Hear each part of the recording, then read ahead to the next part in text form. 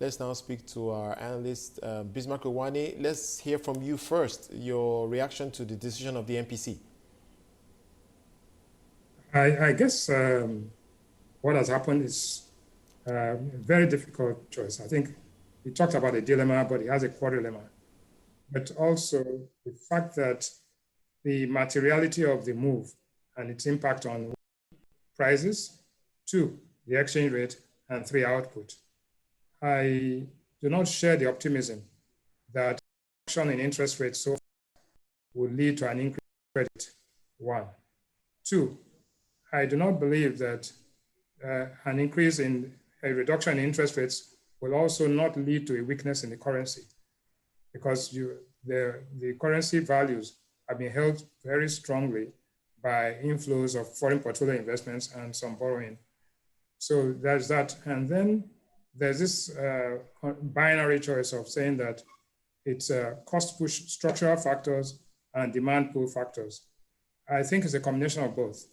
And therefore, in saying that because you do certain things, the output will increase so rapidly, and that and money supply growth of 6% also will be kind of moderating.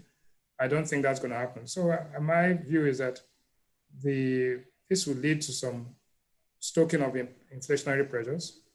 I think that the marginal propensity to save will be reduced. So national savings as a ratio of GDP and other will come down.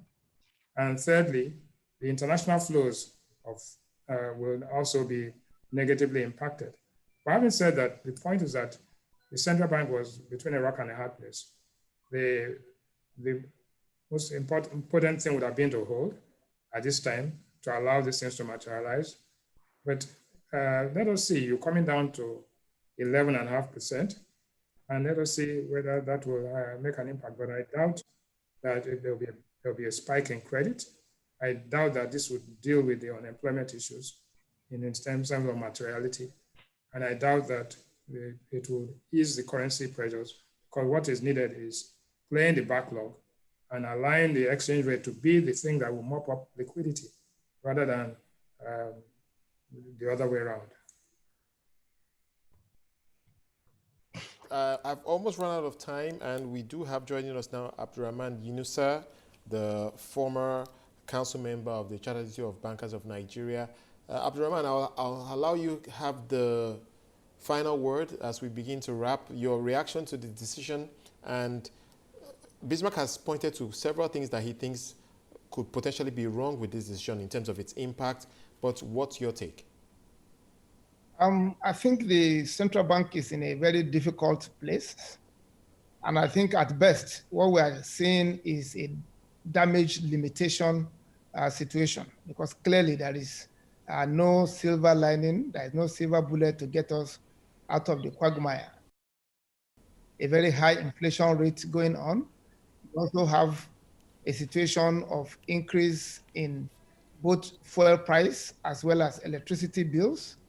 And at the same time, you are dropping rates to try and increase money supply. I don't see where we can possibly imagine, a control on FX rate will come from. But having said that, I think I sympathize with the central bank in terms of looking for a way to, on one hand, reinflate the economy, and on the other hand, try to manage prices. But just like Bismarck said, one of the two will have to give.